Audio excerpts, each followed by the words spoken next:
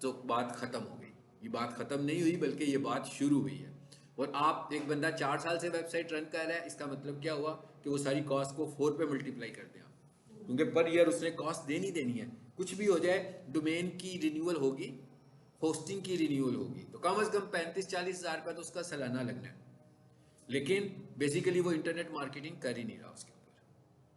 Internet marketing क्या है? SEO है। और इंटरनेट मार्केटिंग क्या है? गूगल एड्स है। इंटरनेट मार्केटिंग क्या है? मेटा एड्स हैं। यानी ये जो एड्स हैं ये इंटरनेट मार्केटिंग है, या जो आप ऑर्गेनिकली रिजल्ट्स में नजर आ जाती है आपकी वेबसाइट। ऑर्गेनिक का मतलब होता है नेचुरल, पे नहीं कर रहे हो, ठीक है ना। एसईओ ऑर्गेनिक है, गूगल एड्स पेड है। यानी अभी मैं इनका ऐड चला रहा हूं तो उसके लिए हम गूगल को पे करते हैं रोजाना, तो इनका ऐड नजर आता है। जब हम पे नहीं करते, इनका ऐड नजर नहीं आएगा। साल भर, 2 साल भर, 5 साल, 10 साल ये इसी तरह करते रहेंगे, इनका ऐड नजर आता रहेगा। इनकी ऑर्गेनिक विजिबिलिटी तब होगी जब ये एसईओ करवाएंगे, और वो एक पूरा प्रोसेस है। वो प्रोसेस से जब गुजरेंगे तो तब उसकी समझ में आएगी हमें, ठीक है। सो एसईओ एक्चुअली क्या चीज है जी?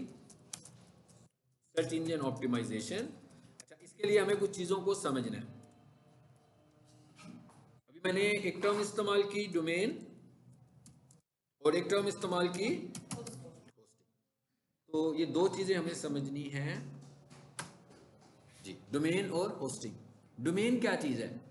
डोमेन आपका ऑनलाइन नाम है, जो आपने नाम लिया हुआ है। जैसे पाकिस्तान में कोई बिजनेस करना होता है तो अपना बिजनेस रजिस्टर करवाते हैं हम लोग, ठीक है। जब हमने कोई बिजनेस करना होता है तो बिजनेस रजिस्टर करवाते हैं।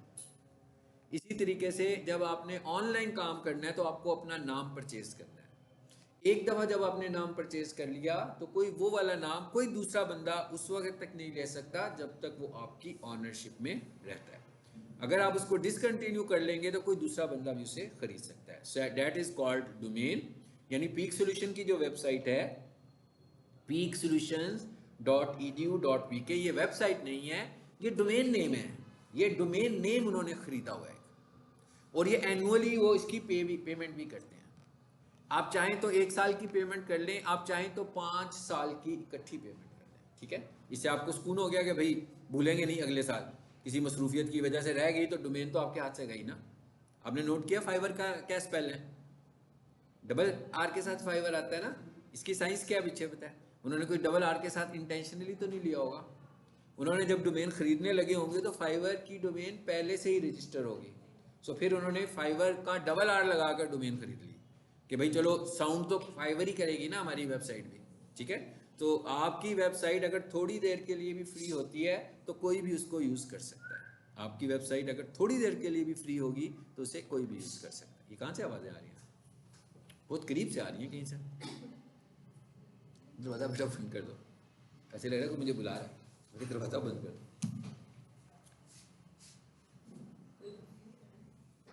चलो ठीक है।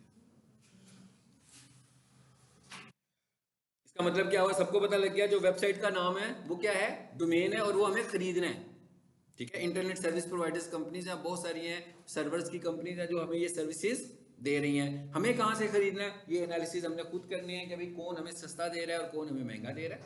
ये हमें इनसाइट्स खुद लेने हैं। जी जी, आ जाए।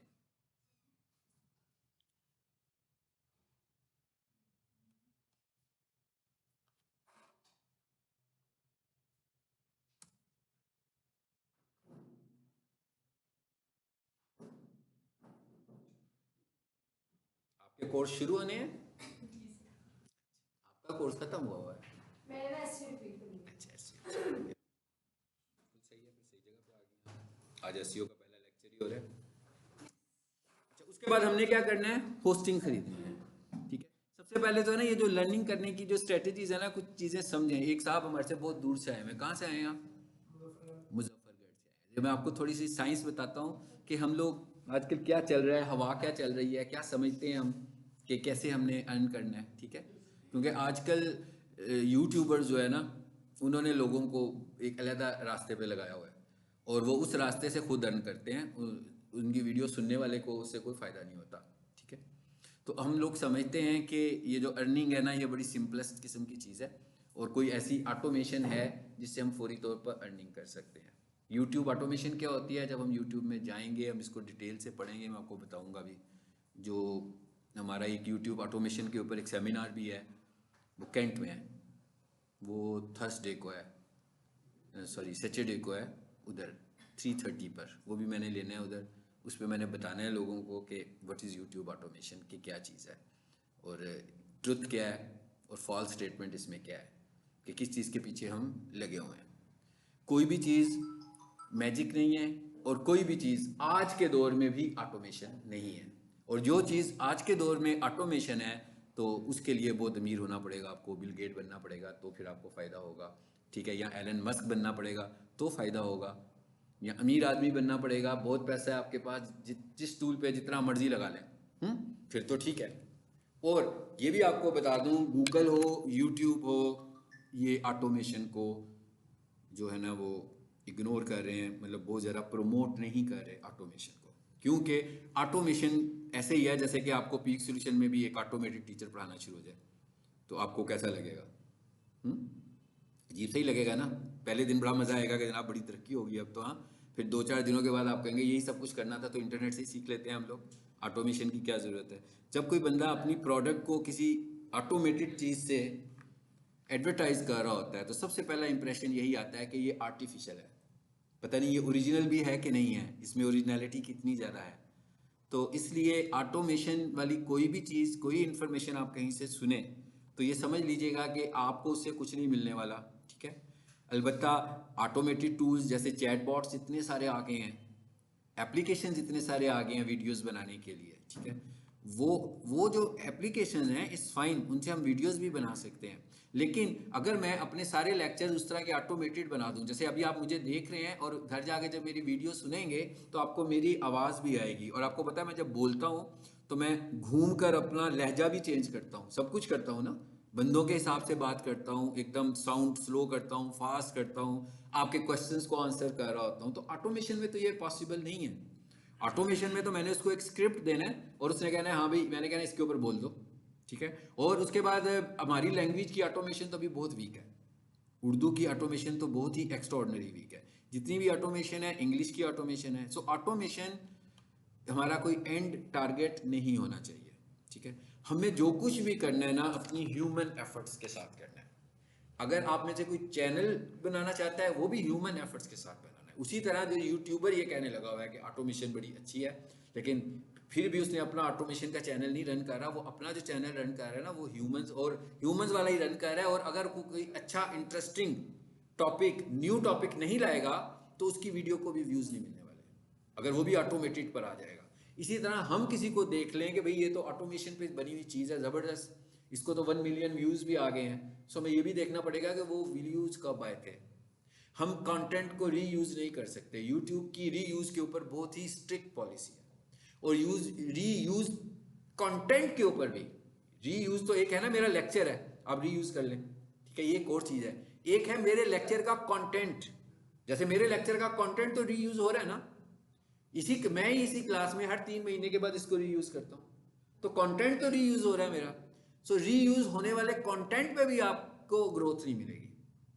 आपको ग्रोथ हमेशा ऐसी चीज पर मिलेगी जो बिल्कुल डिफरेंट सी होगी। और आज आप पहली दफा कह रहे हैं, आपको भी पता है जब जो वीडियोस वायरल होती हैं क्या होता है, उनमें कुछ ना कुछ ऐसा होता है जो कि पहली दफा हुआ होता है, चाहे वो न्यूज़ की शक्ल में हो, चाहे वो एंटरटेनमेंट की शक्ल में हो, चाहे वो प्रोडक्ट्स की शक्ल में हो, लेकिन होता वो कुछ ऐसा है जो कि पहले नहीं हुआ था और अब हो गया है, वो चीज़ वायरल हो जाती है। सो आपकी चीज़ों ने भी ऐसे ही वायरल होना है। आपको अगर अपनी चीज़ें बनानी है, ये यहाँ पर मैं सिर्फ इसलिए कह रहा हूँ एसईओ को शुरू करने में कि ह्यूमन एफर्ट की ज़रूरत है। आपने कुछ भी सीखना है, आपको ह्यूमन एफर्ट करनी है। और मैंने भी जो कुछ आज जहाँ पर हूँ, मैं भी ह्यूमन एफर्ट की वजह से ही हूँ, ऑटोमेशन की वजह से बिल्कुल नहीं हूँ। लेकिन मैं भी ऑटोमेशन को देखता हूँ, यूज़ करता हूँ, समझता हूँ और हेल्प लेता हूँ उससे, सिर्फ हेल्प लेता हूँ। मतलब मैं ऑटोमेशन के थ्रू कुछ नहीं कर रहा हूँ, ठीक है। मैं ऑटोमेशन के थ्रू, अगर मैं ये कहूँगा जी मैं हफ्ते में 1 दिन आया करूँगा और 2 लेक्चर जो है ना वो मैं स्क्रिप्ट कर दूंगा, तो आपको वो 2 लेक्चर समझ में नहीं आएंगे। फिर हमारे साथ जो इशू है पूरे पाकिस्तानियों के साथ, वो लैंग्वेज अंडरस्टैंडिंग का बहुत बड़ा इशू है। इंग्लिश में भी उर्दू लिखते हैं, उर्दू में भी उर्दू लिखते हैं, तो इसका मतलब क्या हुआ कि ऑटोमेशन तो गई ना साइड पर, कुछ भी नहीं होगा उसका, ऑटोमेशन से तो कोई फायदा ही नहीं है। क्योंकि मैं जो उर्दू की ऑटोमेशन करूंगा ना, तो आधे वर्ड्स तो आपको समझ में नहीं आएंगे वो ऑटोमेशन में, उसको अभी मेरी उर्दू ही नहीं समझ में आ रही है एआई को। सो एआई इज नथिंग। कोई बंदा ये कहे कि एआई ने एसईओ को किल कर दिया है, नहीं किया, ठीक है ना। एएसआई ने ह्यूमन फेसेस को किल कर दिया है, बिल्कुल नहीं किया। बल्कि एआई तो हम देखते हैं तो हमें ऐसा लगता है कि भाई ये एआई कंटेंट है, हम फौरन इग्नोर कर देते हैं। मतलब मैंने अगर किसी अपनी प्रोडक्ट की मार्केटिंग करनी हो तो उसमें अगर मैं नजर आ रहा हूँगा तो लोगों को इन्फ्लुएंस कर पाऊंगा। और अगर उसमें मैं कोई आर्टिफिशियल चीज दिखाकर मार्केटिंग करूंगा, हाँ ऐसा हो सकता है कि कभी कभी कोई महीने में 1-2 एड में आर्टिफिशियल चलाऊं, लेकिन बाकी की मेरी प्रोडक्ट नजर आनी चाहिए। जब अगर मेरी प्रोडक्ट नजर नहीं आएगी तो मेरी सेल भी नहीं बढ़ सकती। तो हमें अपनी प्रोडक्ट्स को दिखाना है, आर्टिफिशियल में नहीं जाना। एसईओ जो हम सीखने जा रहे हैं, एसईओ प्योरली ह्यूमन एफर्ट्स पर मुश्तमिल है और हमें ह्यूमन एफर्ट्स ही करनी है, ठीक है। और आप जितनी ज़्यादा रिसर्च करेंगे, जितनी ज़्यादा आप रिसर्च करेंगे, उतनी ज़्यादा आप आगे की तरफ को बढ़ते जाएंगे। और जितने ज़्यादा ऑटोमेशन टूल्स इस्तेमाल करेंगे, आप वहाँ पे स्ट्रक हो जाएंगे। आपको एज ए इंटरनेट मार्केटर बहुत ज़्यादा क्रिएटिव होना चाहिए। और क्रिएटिव होना खुदादाद सलाहियत नहीं है, ये खुदादाद सलाहियत सबके पास है, ठीक है। मतलब ये ऐसे नहीं है कि ये बंदा बचपन से क्रिएटिव है कि भाई ये तो क्रिएटिव है, मैं तो हूँ ही नहीं क्रिएटिव, ठीक है, तो मैं तो हो ही नहीं सकता, ऐसा नहीं है। ये आपकी एफर्ट्स के ऊपर डिपेंड कर रहा होता है। हम सब की डाई जो है ना, वो अल्लाह ताला ने एक ही तरह की बनाई हुई है, ठीक है। लेकिन कोई लोग एक साइड पे घूमते हैं, कोई एक ही जगह पर बस यूं लेफ्ट राइट घूमते रहते हैं, वो पूरी अपनी डाई का यूटिलाइजेशन नहीं कर रहे होते। तो आप अपने आप की यूटिलाइजेशन पूरी करेंगे तो आप सब कुछ सीख जाएंगे। ऐसा कुछ भी नहीं है, ऐसा कुछ भी नहीं है। इंटेलिजेंट नहीं मैं कह रहा, मैं क्रिएटिव कह रहा हूँ, ठीक है। मैं ये भी नहीं कह रहा कि सबक किसको बहुत जल्दी याद हो जाता है। मैं कह रहा हूँ आइडियाज तो होने चाहिए ना। आइडियाज सबके पास होते हैं, उन लोगों के पास भी आइडियाज होते हैं जो बहुत लाइक होते हैं, जो एवरेज होते हैं ना, उनके पास भी आइडियाज होते हैं। बेशक उनके पास किसी और काम के आइडियाज होंगे, लेकिन आइडियाज जरूर है। आइडिया होगा तो इसका मतलब ये हुआ कि वो क्रिएटिव हैं, ठीक है ना। मिसाल के तौर पर एक स्टूडेंट क्लासरूम में बैठ के क्रिएटिव नहीं है, खेलते हुए बड़ा क्रिएटिव है, ठीक है, मूवीज देखते हुए बड़ा क्रिएटिव है, फ्रेंड्स के साथ बहुत क्रिएटिव है। तो इसका मतलब क्या हुआ, क्रिएटिवनेस उसके अंदर है, मगर वो अपना इंटरेस्ट सिर्फ उसी जगह पर यूज करने लगा हुआ है। तो आपको अपने इंटरेस्ट को यूज करना है। मैं जब पढ़ाता हूं ना, तो मैं रिस्पॉन्सिबिलिटी से नहीं पढ़ाता, मैं इंटरेस्ट से पढ़ाता हूँ। मतलब मैं पढ़ाते हुए इंजॉय करता हूँ। और जिस दिन मैं इंजॉय ना करूँ ना, आपको मेरी बॉडी लैंग्वेज से पता लगेगा कि भाई मुझे मज़ा नहीं आ रहा। और मुझे मज़ा नहीं आएगा तो मैं पढ़ाऊंगा भी नहीं। शायद मैं लेक्चर बहुत ही शॉर्ट कर दूँ कि भाई आज नहीं पढ़ते, छोड़ देते हैं। तो आपने भी जब पढ़ना है तो इंजॉय करना है, क्योंकि अगर आप इंजॉय करेंगे तो आप लर्न करेंगे। अगर आप इंजॉय नहीं करेंगे ना, बर्डन फील करेंगे आप कि भाई ये क्या असाइनमेंट आ गई, ये तो बड़ी मुश्किल चीज़ है, हाँ, फिर तो नहीं, फिर कोई फायदा नहीं। आपको इंजॉय करना है चीज़ों को, और इंजॉय करते हुए मुश्किल चीज़ों को अंडरस्टैंड करने की कोशिश करनी है। लेकिन अगर आप पहले से ही वो माथे पे बल लेकर बैठेंगे, तो फिर तो आप कभी भी कुछ सीख नहीं सकते। आपको इंजॉय करना है, चीज़ों को इंजॉय करते हुए सीखें। यदि ये पता लग गया ना कि भाई अब डिजिटल मार्केटिंग का कोर्स करना है, तो अब आप समझ लेंगे बस यही है हमारी, ठीक है, करना ही करना है, कुछ भी हो जाए। तो इसमें टाइम स्पेंड नहीं करना। और कोई बंदा ये ना समझे कि digital marketing make money online है, कि भाई कोर्स खत्म और डॉलर्स आने शुरू हो जाएंगे, ठीक है, ऐसा नहीं है। ऐसा होता तो मैं पढ़ाना रहा होता भी, मैं भी घर में ही बैठा होता और पैसे आ रहे होते मेरे पास। मैं पढ़ाता भी हूँ, मैं सर्विसेज भी देता हूँ, मैं कंसल्टेंसीज भी देता हूँ, मतलब मैं बहुत सारी चीज़ें देने लगा हूँ, तो पैसे आ रहे हैं, वैसे नहीं आ रहे हैं। और मैं ये देने से मैं हर रोज़ मज़ीद पॉलिश होता हूँ। लेकिन अगर मैं ऐसा नहीं करूँगा, लिमिटेड काम करूँगा, तो मैं मज़ीद पॉलिश नहीं होऊंगा। मेरे पास अगर नए क्लाइंट्स नहीं आएंगे, मैं मज़ीद पॉलिश नहीं होऊंगा। मेरे पास अगर एक ही तरह के क्लाइंट्स होंगे, मैं मज़ीद पॉलिश नहीं होऊंगा। अगर मैं रिसर्च नहीं करूँगा मज़ीद आगे जाने के लिए, इसके लिए मुझे किसी कॉलेज जाने की ज़रूरत नहीं है, किसी यूनिवर्सिटी जाने की भी ज़रूरत नहीं है। भैया आज के दौर में गूगल मौजूद है, यूट्यूब मौजूद है, मेटा मौजूद है, हर चीज़ तो है। कुछ हर कोई प्रोडक्ट इंस्टा की है, कोई प्रोडक्ट फेसबुक की है, कोई प्रोडक्ट गूगल की है। हर प्लेटफॉर्म की अपनी अपनी प्रोडक्ट्स हैं। तो जिसके ऊपर रिसर्च करनी है उस प्लेटफॉर्म पर चले जाएं, आपको उसके मुतालिक सब कुछ पता लग जाएगा।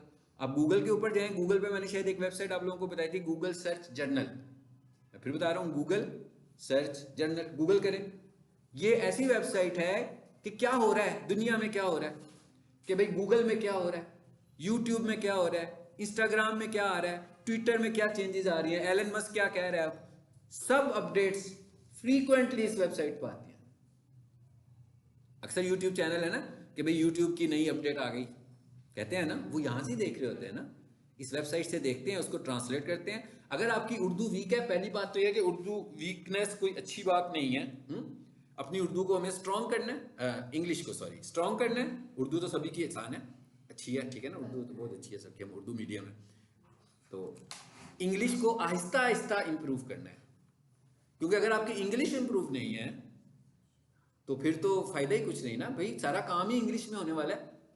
लेकिन ऐसा भी नहीं है कि हम फॉरेनर बन जाएंगे फौरी तौर पर, मगर इतना इंग्लिश तो होनी चाहिए ना कि हम किसी से कम्युनिकेट कर सकते हो, कोई कैप्शंस लिख सकते हो, किसी का मैसेज अंडरस्टैंड कर सकते हो। अगर ये भी नहीं कर सकते तो फिर क्या फ़ायदा हुआ, फिर तो हमें कोई फ़ायदा नहीं है। तो विदाउट इंग्लिश बिल्कुल सर्वाइवल नहीं है, विदाउट आईटी बिल्कुल सर्वाइवल नहीं है। मतलब ये दो चीज़ें आपके लिए बहुत ज़्यादा ज़रूरी हैं, तभी आप आगे बढ़ेंगे। मतलब यूट्यूब अपडेट्स आ रही हैं, आप गए उधर यूट्यूब की अपडेट लिखी है, वो सारी अंग्रेजी में लिखी हुई है, अब क्या करें भाई, वो तो समझ ही नहीं आ रही। तो गूगल ट्रांसलेटर यूज कर ले शुरू में, लेकिन साथ साथ अपनी इंग्लिश इंप्रूव करें। आपका अपना एक दोस्तों का ग्रुप है, ठीक है ना, कोशिश करेंगे भाई, अगर टाइम ज़ाया करना ही है, शाम को 6 बजे बात करनी शुरू करनी है, रात को 12 बजे तक बातें करनी है ना, तो देखो भाई इंग्लिश में बात करेंगे, हाँ, उर्दू में नहीं करनी है, ठीक है। तो हो सकता है घंटे बाद आप थक हार के सो जाएं, ठीक है, कि भाई बहुत हो गई, अब इससे ज़्यादा बात नहीं होती हमसे। लेकिन अगर आप ये प्रैक्टिस 10 दिन करेंगे ना, तो आपकी इंग्लिश इंप्रूव होना शुरू हो जाएगी। वर्ड्स नहीं मिल रहे होंगे, साथ गूगल खोलें, गूगल से वर्ड निकाल लें, ठीक है, उर्दू में लिखें, गूगल में जाकर कोई टेक्स्ट लिखें, उसका इंग्लिश में ट्रांसलेट करवा के उधर करें, आपको भी अंग्रेजी नजर आनी शुरू हो गई है। आहिस्ता आहिस्ता आपकी इंग्लिश इंप्रूव होगी। आपको अपनी इंग्लिश को इंप्रूव करना है, मतलब अंग्रेज नहीं बनना, लेकिन अंग्रेजों से बात तो करनी है ना। तो उनसे बात करने के लिए आपको अपनी इंग्लिश को इंप्रूव करना है। शॉर्टकट कोई भी नहीं है, सब चीज़ें मेहनत वाली हैं, ठीक है। और जो बंदा मेहनत करता है वो बहुत कुछ सीख जाता है, वो अपने एकेडमिक कोर्स से बहुत आगे चला जाता है, और वो अपने किसी प्रोफेशनल कोर्स से भी, वोकेशनल कोर्स से भी बहुत आगे चला जाता है, जो खुद से एफर्ट्स करता है। एफर्ट्स कहाँ पे करनी है, गूगल पे करनी है, मोस्टली एफर्ट्स गूगल पे करनी है और यूट्यूब पे करनी है। जब इन पे जाकर आप अपनी मर्जी के कंटेंट को सर्च करेंगे, और डिटेल से करनी है। जो आज का जो सबसे बड़ा प्रॉब्लम है ना, वो है सथी। हम जो कुछ भी देखते हैं ना, बस यूं ऊपर से हेडलाइन देखी, बस हो गया। मतलब एक बंदे की वीडियो है, उसने शॉर्ट वीडियो बना दी है एक काम करने के लिए, बेसिकली अपने लिए बनाई है उसने। अब वो शॉर्ट वीडियो हमने देख ली, उसमें उसने एक सथी सा नॉलेज दिया आपको, आपने समझा ये हो गया, लेकिन उसकी डिटेल जब तक आप नहीं देखेंगे ना, जैसे पीपीसी एड्स हैं, ठीक है ना, मैं कहूँगा भाई गूगल एड्स $400 दे रहा है, $900 दे रहा है, वीडियो बना दी, ज़बरदस्त, ठीक है ना, लोग आगे मेरे पास कि जी मुझे गूगल एड सिखा दें, क्योंकि गूगल एड डॉलर्स देता है। तो गूगल एड डॉलर उसको देता है जो $400 लगाता है। अब ये नहीं बताया था मैंने, तो ये कौन लगा कौन रहा है, जो बिजनेस एड्स रन करने लगा हुआ है। तो सही नॉलेज ना लें, जिस एक चीज़ को पकड़ें उसकी पूरी डिटेल में जाएं। क्लासरूम में अलहदा से सुने, मेरे लेक्चर्स, पुराने लेक्चर्स अलहदा से सुने, गूगल पे किसी और बंदे का लेक्चर भी उसी टॉपिक के ऊपर सुन लें, तब आपको चीज़ें समझ में आएंगी। और जब एक चीज़ को पकड़ें तो उसको किसी साइड पे लगाएंगे, भाई अब ये शुरू कर लिया ना, अब इसको करके छोड़ना है।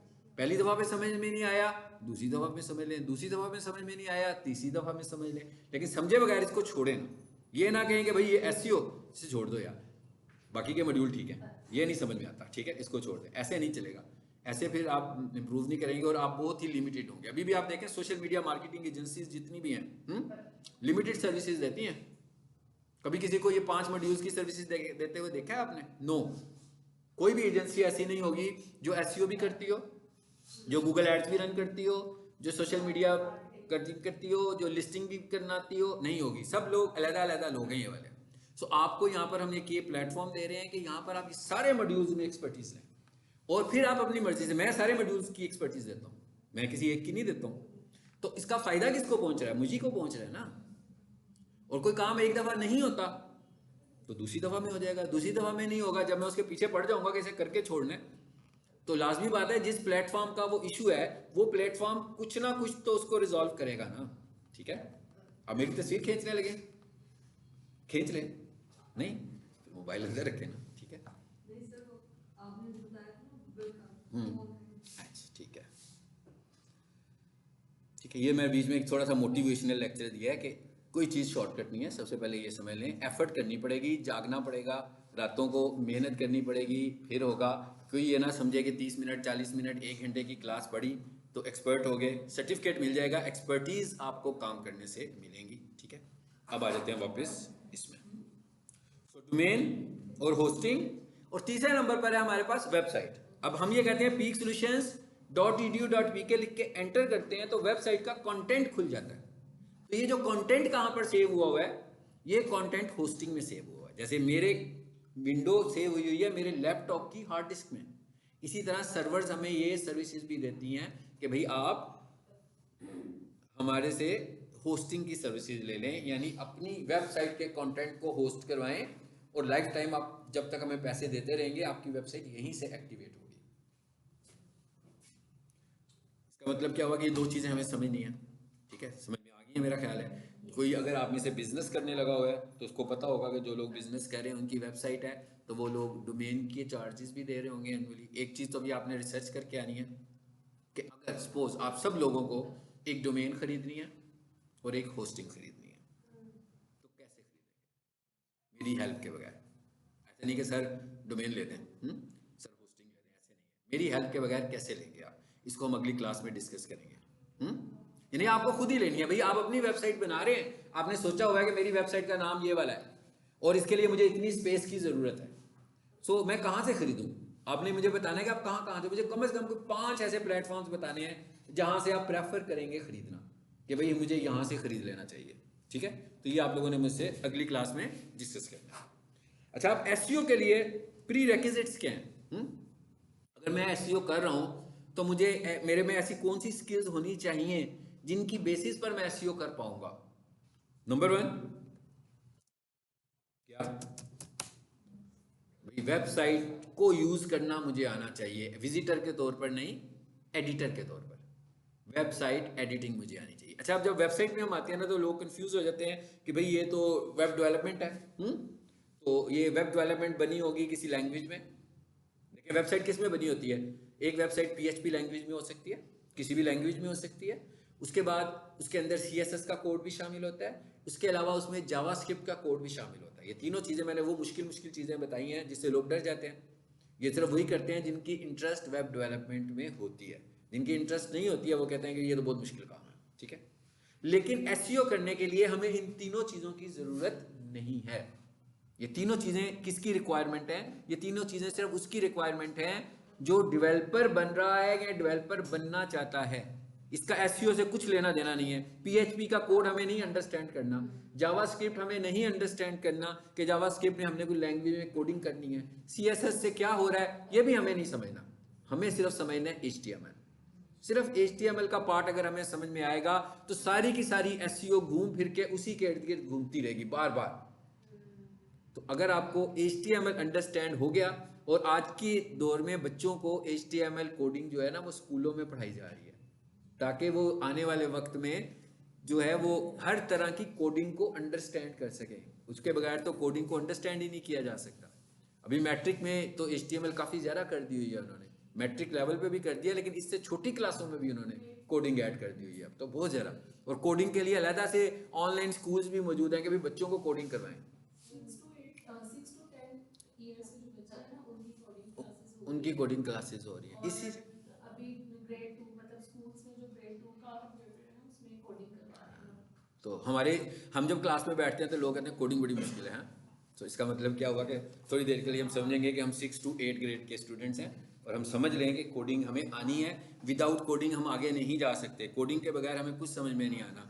अगर आप एक एसईओ को बहुत अच्छे तरीके से समझते हो मगर आप वेबसाइट एडिट नहीं कर सकते तो इसका मतलब है कि आप एसईओ भी नहीं कर सकते। फिर तो आप एसईओ सिर्फ कॉपी भी करेंगे, आप एसईओ को प्रैक्टिकली इंप्लीमेंट कभी भी नहीं कर पाएंगे। आपको एसईओ को प्रैक्टिकली इंप्लीमेंट करने के लिए वेबसाइट को समझना जरूरी है। और आपको पता लग गया कि मैं वेबसाइट के कौन से पार्ट की बात कर रहा हूँ, सिर्फ HTML का पार्ट, कोडिंग वाला पार्ट बिल्कुल नहीं है इसमें। ठीक है, तो इसका मतलब क्या हुआ कि सबसे पहले हमें क्या समझना है?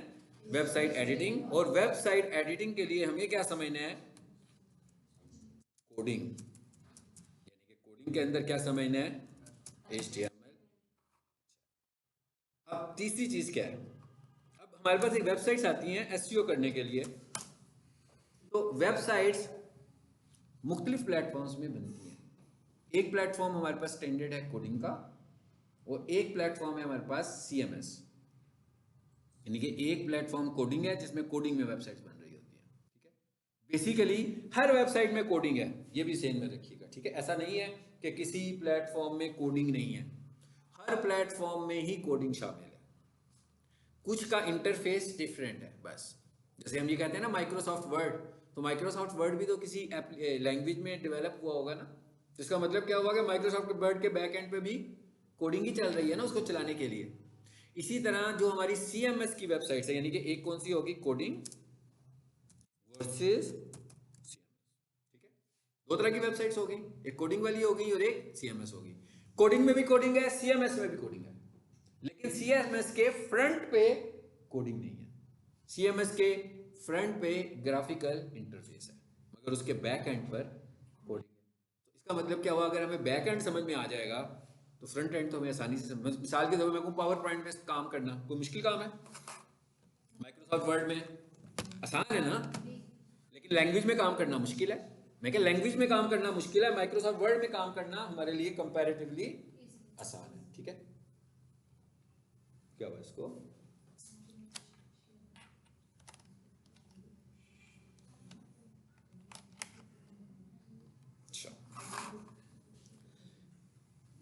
इसका मतलब क्या हुआ कि हमारे पास कुछ वेबसाइट्स होंगी वो कोडिंग में होंगी और कुछ वेबसाइट्स होंगी CMS में होंगी, ठीक है। सबसे पहले काम करते हैं, पहले तो एक काम ये करते हैं ना कि भाई तुम चल पड़ो, है क्या हुआ इसको,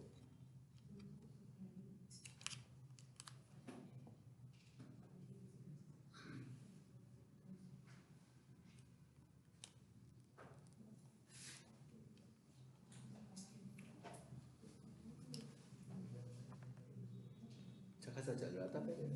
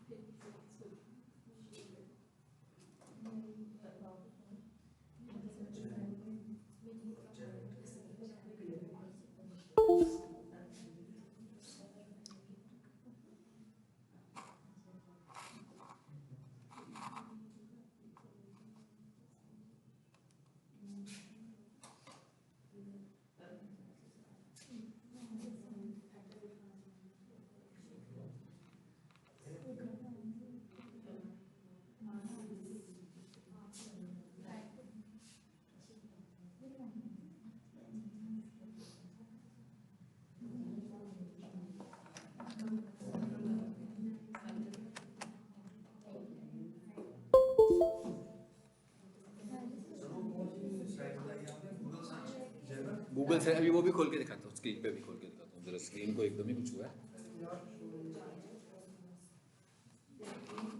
मैं आपको ना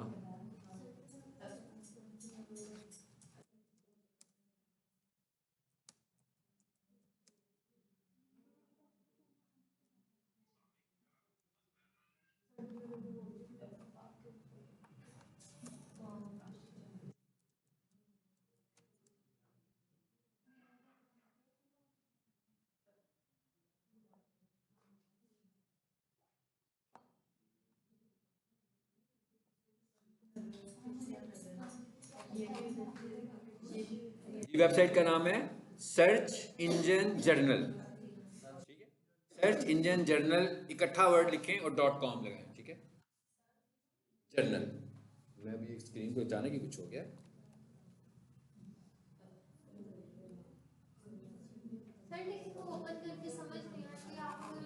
जी मैं खोलने लगा, पहले इसको देख। जी ये आ गए हम सर्च इंजन जर्नल पे, ठीक है। देखें हर सब प्रोग्राम्स के नाम लिखे हुए हैं, एसईओ, पेड मीडिया, ये लेंगे एसईओ में आए, सारी न्यूज आ रही है एसईओ न्यूज। अच्छा पेड मीडिया में आए, कंटेंट में आए, सोशल में आए, और यहां पर लिखा होगा यूट्यूब में आए।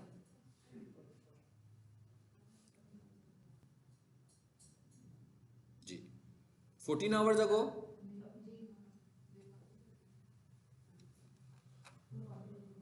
ये लेटेस्ट अपडेट आई है, YouTube viewing shifts from mobile to TV screens in US. कहता है वो टीवी स्क्रीन पर भी यूट्यूब उन्होंने अवेलेबल कर दिया। ये वो एक्टिव अपडेट्स हैं जो आ रही हैं। ये देखें मैंने सिर्फ यूट्यूब को पिक किया, फिर मैं यहाँ से सोशल पे आता हूँ और यहाँ से आकर मैं फॉर एग्जांपल लिंक्डइन पे आ जाता हूँ। चलिए देखते हैं लिंक्डइन के अंदर क्या अपडेट आई है। फैब 5 की है, कितना कुछ आ रहा है। B2B मार्केटिंग का मतलब होता है बिजनेस टू बिजनेस मार्केटिंग करना। अभी हम जो कर रहे हैं वो business to digital marketing, business to consumers, ठीक है, होम यूजर्स को हम लोग मार्केटिंग करने लगे हुए हैं। तो क्या अपडेट्स हैं, इनको सारों को आप पढ़ेंगे तो आपको पता लग जाएगा। इनिशियली अगर आप इंग्लिश वीक है तो आप इसको ट्रांसलेट करें, गूगल ट्रांसलेटर में जाकर इसको कुछ समझें कि ये क्या चीज़ है। इसी तरह जो यूट्यूब के कितने यूट्यूबर्स हैं आप देखते हैं ना, वो जो यूट्यूबर्स हैं जो अपडेट्स दे रहे होते हैं ना, वो कोई बहुत पढ़े लिखे भी नहीं लग रहे होते आपको, ऐसे ही लग रहा होता है कि बहुत एवरेज सी एजुकेशन होगी उनकी।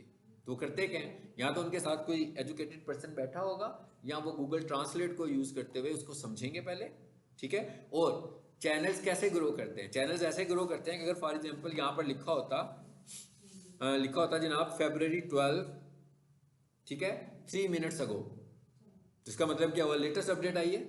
आपने क्या किया, इसको पढ़ा समझा और फौरी तौर पर जाकर विद इन 15 मिनट्स अपने चैनल पर जाकर व्लॉग कर दिया। ये नई चीज़ है ना, ये चीज़ अभी तक यूट्यूब पर नहीं थी। तो ये वाली चीज़ वायरल होगी, ये वाली चीज़ यूट्यूब रिकमेंडेशन में देगा। और ये एक तो नहीं है, इधर से ही बहुत सारा डाटा पड़ा हुआ है, लेकिन इससे पहले आपको ये सारा डाटा अंडरस्टैंड करना है। ऐसे यूट्यूब चैनल ग्रो करते हैं। जितने भी व्लॉगर्स हैं इस तरह के, ये एक ऐसा है जिसके लिए आपको कोई रिसर्च करने की जरूरत नहीं है कि भाई लिंक्डइन में क्या अपडेट आ रही है, यूट्यूब में क्या अपडेट आ रही है, एसईओ में क्या अपडेट आ रही है, मेटा में क्या अपडेट हो गई है, इंस्टाग्राम में क्या अपडेट हो गई है, ठीक है। अब दिन में 4-5 अपडेट्स दे देते हैं। तो इस तरह करके क्या होगा, आपका जब किसी को पता लगेगा फ्रीक्वेंटली ये इस तरह का है, तो आपके सब्सक्राइबर्स ऑर्गेनिकली बढ़ेंगे भी और यूट्यूब आपको रिकमेंडेशन भी दे रहा होगा, ठीक है। अच्छा अभी हमने एक बात करनी थी, वो थी ये तो पता लग गया ना, सर्च इंजन जर्नल। अच्छा उसके बाद क्या है, CMS डिटेक्टर। मैंने आपसे क्या कहा कि एक वेबसाइट का कंटेंट जो है वो CMS है, एक कोडिंग है, ठीक है। अभी हम इसको भी देखेंगे कि विच इज बेटर, CMS और कोडिंग, ठीक है। इसको भी हम देखेंगे। CMS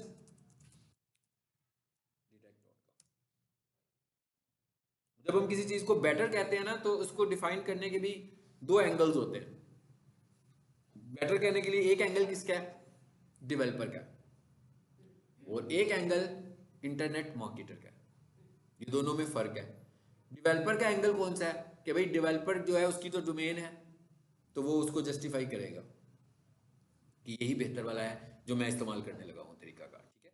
मैं वर्डप्रेस में वेबसाइट बनाता हूँ तो ये अच्छी होती है, मैं शॉपिफाई में वेबसाइट बनाता हूँ तो ये अच्छी होती है, मैं कोडिंग में वेबसाइट बनाता हूँ तो ये अच्छी होती है। लेकिन जो इंटरनेट मार्केटर है वो एनालिस्ट है, उसने तो वेबसाइट्स को रैंक करना है, उसने किस एंगल से वेबसाइट्स को देखना है, उसने रैंकिंग के एंगल से वेबसाइट को देखना है, ठीक है। उसने लाइफ टाइम के एंगल से वेबसाइट को देखना है। अगली क्लास में हम डिस्कस करेंगे कि हम किसको प्रेफर करते हैं, ठीक है, हम कोडिंग को प्रेफर करते हैं कि हम CMS को प्रेफर करते हैं। फिलहाल हम एक काम करते हैं, दराज.pk। चलें जी, ये आ गया, इस वेबसाइट को देख लेते हैं। कोई भी वेबसाइट उधर ऑटोफिल में शो हो रही थी, मैंने उसका नाम लिखा और डिटेक्ट कर दिया।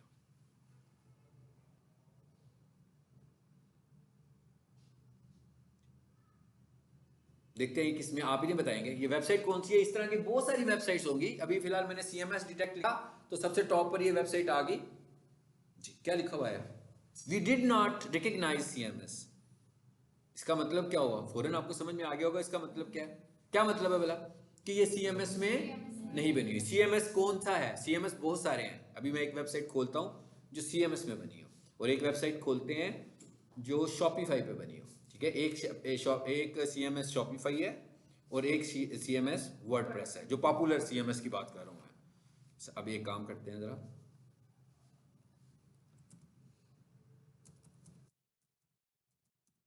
वेबसाइट में खोल रहा हूँ, ये बाय की क्लाइंट की वेबसाइट है। चलिए इसे खोलते हैं। ये लोग नाइफ सेल करते हैं, ऐसे ही है ना। ये नाइफ नाइफ कहाँ से जाते हैं पता है आपको, ये यहाँ से वजीराबाद से जाते हैं। हाँ, और ये अमेरिका में बहुत ज़्यादा सेल होते हैं, इसकी बहुत ज़्यादा सेल है उधर यूनाइटेड स्टेट्स में, बहुत ज़्यादा। यहाँ से बना कर लेकर जाते हैं। अच्छा इधर आए और ये वाली वेबसाइट का URL दे देते हैं आप।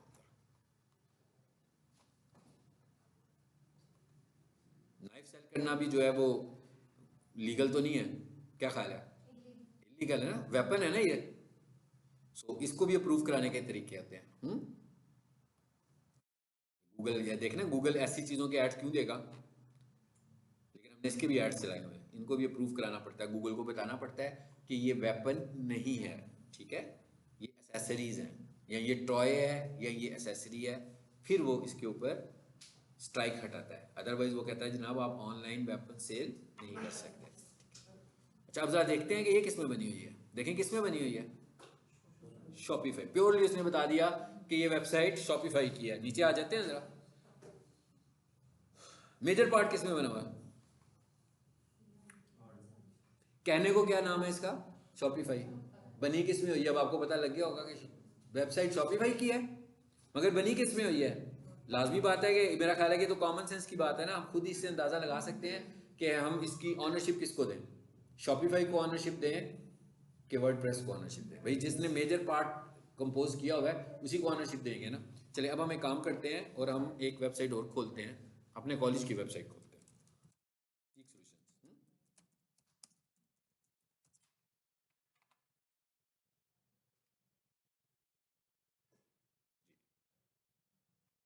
इधर आ जाएं,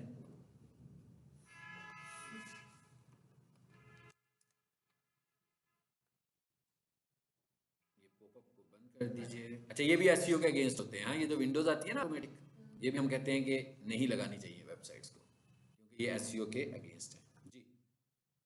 इसने नाम चेंज कर दिया, मैं क्या इसने नाम चेंज कर दिया सिर्फ, कि भाई पहले क्या कह रहा था वो शॉपिफाई में बनी हुई है। नीचे आए जरा जी, इसका मेजर पार्ट किस में बना हुआ है, वर्डप्रेस में बना हुआ है। अब अगर मैं आपसे कहूँगा दोनों को कंपेयर करें बाय कंपोनेंट्स, तो क्या आपको लग रहा है कि दोनों वेबसाइट वर्डप्रेस की हैं। उसका भी 53% पार्ट जो था ना वो वर्डप्रेस में ही था। अब इसका मतलब क्या हुआ, क्या फर्क क्या है शॉपिफाई में। बेसिकली क्या किया हुआ है, शॉपिफाई ने वर्डप्रेस से ये कंपोनेंट परचेज कर लिया और उसके ऊपर अपनी ऑनरशिप लगा ली कि ये वर्डप्रेस की वेबसाइट है। और हम खुद ही कह देते हैं कि वर्डप्रेस, अगर इन दोनों को, अगर हम CMS को कंपेयर करें तो हम कहते हैं शॉपिफाई अच्छा है। उसकी वजह क्या है कि शॉपिफाई ने CMS के, वर्डप्रेस के CMS को बहुत ज्यादा कस्टमाइज कर दिया शॉपिफाई ने। जो उसमें प्रॉब्लम्स हैं उसको उसने लाकर उसमें रिजॉल्व कर दिया। लेकिन एक्चुअली चाहे वेबसाइट शॉपिफाई की है तो चाहे वेबसाइट वर्डप्रेस की है, दोनों सूरतों में वेबसाइट वर्डप्रेस की ही है। बेसिकली शॉपिफाई ने क्या किया, अपनी चीजें लाया और जो जो उसमें प्रॉब्लम्स थी, जो यूजर्स के इश्यूज थे वो टारगेट कर दिया। भाई किसी ने ऐड चलाना है उसके अंदर उसने अपना एक ऐड लगा दिया, ऐड का एक ऐप दे दिया। किसी ने एसईओ करनी है उसके अंदर उसने अपना एक एसईओ का ऐप दे दिया। तो बेसिकली चाहे वर्डप्रेस है तो चाहे शॉपिफाई है, एक्चुअली ये एनालिसिस हम कर सकते हैं, ये एनालिसिस डेवलपर नहीं करते हैं। डेवलपर का तो काम है ना ये वाला, हम तो इंटरनेट मार्केटिंग कर रहे हैं।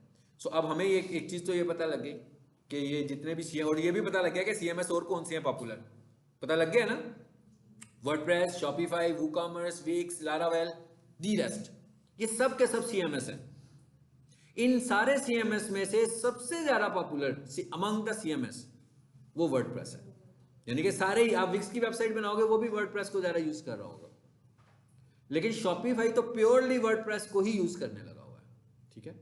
सो अगर हम शॉपिफाई को वर्डप्रेस से अलग कर दें तो नहीं कर पाएंगे, टेक्निकली वो भी वर्डप्रेस का ही बना हुआ है। अब एंड पर छोटी सी बात कर लेते हैं कि CMS वर्सेस कोडिंग कि अच्छी वेबसाइट किसकी है। CMS क्या है? CMS है कंटेंट मैनेजमेंट सिस्टम। इसका मतलब क्या हुआ कि एक सिस्टम है जो किसी ने बना दिया है, जैसे स्कूल्स के एप्लीकेशंस होते हैं ना, जैसे अकाउंट्स के सॉफ्टवेयर होते हैं, पीच ट्री, तो पता नहीं क्या क्या होते हैं, तो वो एप्स है ना, एक बनाए हुए एप्स हैं। आपने क्या करना है, उसी एप्स की बाउंडिंग्स में रहना है, आप उससे बाहर नहीं जा सकते। मतलब ये CMS की लिमिटेशन है। CMS में बनी बनाई टेम्पलेट्स हैं, उन टेम्पलेट से बाहर कोई नहीं जाएगा। यानी अगर क्लाइंट कहे कि मुझे ऐसी चीज बनाकर दे दो और वो टेम्पलेट में भी ना हो CMS के, तो इसका मतलब क्या हुआ कि वो कोई वर्डप्रेस का कोडिंग का डेवलपर जाके ये काम करेगा, लेकिन वो CMS के अंदर वो फैसिलिटी नहीं है। मगर जो बंदा कोडिंग एक्सपर्ट है वो किसी भी तरह की वेबसाइट को कस्टमाइज कर सकता है। इसी वेबसाइट ने, ये जो भी आपको मैंने बताई है, इसी ने 1-2 महीने पहले एक अपडेट दी थी कि एक प्लगइन था वर्डप्रेस का जो कि बहुत ज़्यादा सस्पिशियस प्लगइन था और उसकी वजह से लोगों का डाटा लीक हो रहा था। बेसिकली वर्डप्रेस की वेबसाइट जो है वो बिल्ट होती है नंबर ऑफ प्लगइन्स की शक्ल में। अब अगर इन प्लगइन्स में से कोई प्लगइन ठीक नहीं होगा तो वो पूरी वेबसाइट को डैमेज करेगा। वर्डप्रेस यानी CMS की वेबसाइट का लाइफ टाइम कोई बहुत अच्छा नहीं होता, बहुत जल्दी हैक हो जाती है। हैकिंग ऑप्शन इसमें बहुत सारी होती है। वल्नरेबिलिटी होल्स बहुत ज़्यादा होते हैं। वल्नरेबिलिटी होल का मतलब क्या होता है कि ये दीवार है, यहाँ से 4 ईंटें निकली हुई हैं, 4 ईंटें वहाँ से निकली हुई हैं, 4 ईंटें यहाँ से निकली हैं, मैं जाते हुए वहाँ से ताला लगा कर जाता हूँ। तो ये बाकी के वल्नरेबिलिटी होल्स तो है ना, ताला तो मैंने वहाँ पे लगाया, मुझे पहले इसको ठीक करना है। सो वल्नरेबिलिटी होल्स बहुत ज़्यादा हैं किसमें? CMS के अंदर। जबकि कोडिंग में ऐसा कुछ भी नहीं है, क्योंकि कोडिंग टोटली कस्टमाइजेबल है, टोटली कस्टमाइज्ड है। सो हम, मतलब मैं डेवलपर नहीं हूँ, मतलब मैं वेबसाइट नहीं बनाता, वेबसाइट बनाना मेरा बिजनेस भी बिल्कुल नहीं है। तो मैं इसके जो ऑनेस्ट एनालिसिस करता हूँ, और अगर मुझसे क्लाइंट ये पूछता है कि भाई वेबसाइट किसने बनवाई, तो मैं उसको हमेशा ये कहता हूँ कि वेबसाइट कोडिंग में बनवाएं, और most popular coding is PHP। सबसे ज़्यादा आज की तारीख में भी PHP है। अगर कोई बंदा किसी और कोडिंग का नाम ले, ठीक है, क्योंकि मैं कोडिंग की डेप्थ को बिल्कुल नहीं अंडरस्टैंड करता, मैं उसकी टेक्निकल चीज़ों को जानता हूँ सिर्फ, ठीक है। सो मैं उसको सिर्फ एक ही एग्जांपल देता हूँ कि अगर वो इतनी अच्छी हो तो वर्डप्रेस बैक एंड पर PHP क्यों यूज़ कर रहा है, ठीक है। वर्डप्रेस के बैक एंड पर भी PHP है, यानी वर्डप्रेस का ऐप भी PHP में ही बना हुआ ऐप है। सो इस वक्त की जो सबसे कंपैरेटिवली चीप रेट्स पर कोडिंग अवेलेबल है और जो सबसे ज़्यादा सिक्योर कोडिंग है वो PHP है। इसलिए हम सबको ये कहते हैं कि PHP की कोडिंग में वेबसाइट बनाएं और अपना CMS बनाएं। अपना CMS का क्या मतलब होता है? अपने CMS का मतलब ये है कि उनसे कहें कि जनाब मुझे CMS बनाकर दे दें, मैनेजमेंट सिस्टम, मेरी वेबसाइट का अलग से मैनेजमेंट सिस्टम हो। देखें जरा, ये एक वेबसाइट है, इसको बस खत्म करते हैं लेक्चर को यहाँ पे लाके। ये देख रहे हैं CYD कार्ड्स की एक वेबसाइट है, इनको हमने कोडिंग में वेबसाइट बनवा कर दी है और इनकी वेबसाइट का अपना CMS है। अगर कोई बंदा किसी की वर्डप्रेस की वेबसाइट बनाएगा, कोई दूसरा बंदा उसकी वेबसाइट को पिक नहीं करेगा कि भाई इसको मैं चेंज कर दूं। वो कहेगा या आप उससे नहीं बनवा लें या उसी बंदे से काम करवाएं जिसने पहले किया हुआ है। लेकिन जो PHP का डेवलपर होगा वो किसी भी वेबसाइट को पकड़ लेगा। ये वाली वेबसाइट PHP में बनी हुई है और इसको 3 डेवलपर्स ने बनाया हुआ है अभी तक। इसका मतलब क्या हुआ कि अगली दफा मैं चौथा भी इसमें ला सकता हूं, क्योंकि ये PHP की है, ये कस्टमाइज हुई हुई है। ये क्या है, इसका अगर खुल जाता है तो ये इसका जो आपको अभी पैनल नजर आएगा वो पैनल CMS होगा इसका, यानी वेबसाइट पे डाटा एंट्री करने के लिए हमने ये पैनल बनाया हुआ है। वैसे तो हम डाटा एंट्री कैसे करते हैं, वो जैसे वर्डप्रेस में करते हैं, पोस्ट जाके न्यू पोस्ट कर लेंगे पेजेस में। ये देख रहे हैं, ये इसका अपना CMS है, ये इस वेबसाइट का CMS हमने डिजाइन कराया हुआ है और इसको हम जब दिल करेगा इसको मजीद भी मॉडिफाई कर सकते हैं।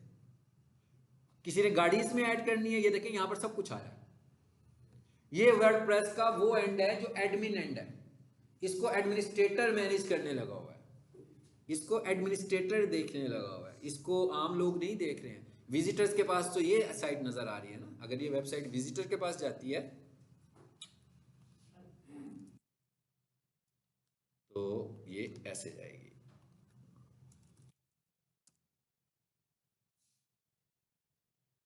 ये विजिटर के पास ऐसे नजर आ रही है।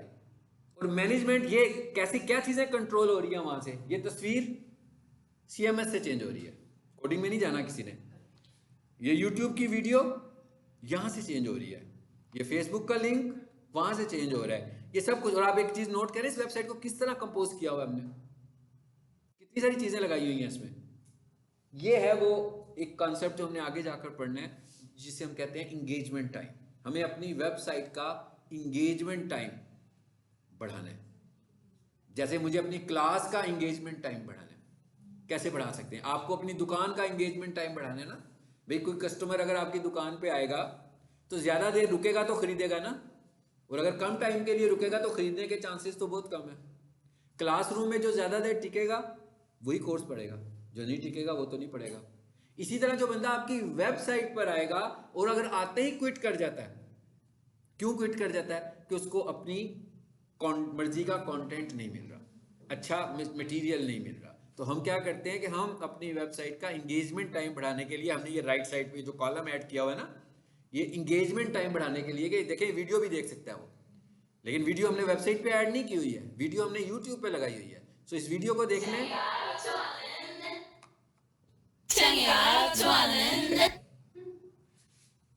तो ये हमने सब कुछ यहाँ पे रखा है ना, फंसा लिया ना किसी को। गूगल कहता है कि 1 मिनट के लिए आपने किसी को रोकना है अपनी वेबसाइट के ऊपर, अगर वो रुकेगा तो मैं समझूंगा कि आपकी वेबसाइट का बाउंस रेट कम है और इंगेजमेंट टाइम ज्यादा है। सो आपने अपना कंटेंट उसको दिखाना है। अब ये कंटेंट हम यूट्यूब से लाकर दिखा रहे हैं। अब कोई बंदा गाड़ी देखने आया तो इसमें आर्टिफिशियल तो कुछ नहीं है ना। अब देख रहे हैं गाड़ी भी हमने आर्टिफिशियल नहीं दिखाई है, ये भी शोरूम से गाड़ी दिखा रहे हैं, और ये वीडियोस हम बदल रहे हैं, बार बार वीडियोस को हम बदलने लगे हैं। ठीक है, यानी ये टोटल चीजें जो है वो हमारे कंट्रोल में आ चुकी हुई हैं। ये मोस्ट पॉपुलर कार्स हमने यहाँ पर ऐड की हुई हैं, ये भी इधर से ऐड हो रही हैं, ये इसमें सब कुछ शामिल है। इधर से ही पूरे का पूरा सब कंट्रोल होने लगा हुआ। अपनी वेबसाइट पे FAQs ऐड करने हैं, यहाँ से कर लें। ये PHP पे बनी हुई वेबसाइट है। ये वो चीजें हैं जो हम रेकमेंड करते हैं। ठीक है, बाकी क्लाइंट की मर्जी होती है, लेकिन हम उसे कहते हैं कि अगर आप, और ये वाली वेबसाइट लाइफ टाइम वेबसाइट है। ये वाली वेबसाइट का डेवलपर अगर इधर उधर हो जाएगा तो हम किसी दूसरे PHP के डेवलपर को हायर करके उससे इससे आगे से काम करवा लेंगे। लेकिन वर्डप्रेस की खराब हुई वेबसाइट को कोई भी नहीं पकड़ सकता, ना ठीक कर सकता है ना पकड़ सकता है, और इसके अंदर हैकिंग के चांसेस एक्स्ट्राऑर्डिनरी कम आते हैं। ठीक है जी, चलिए आज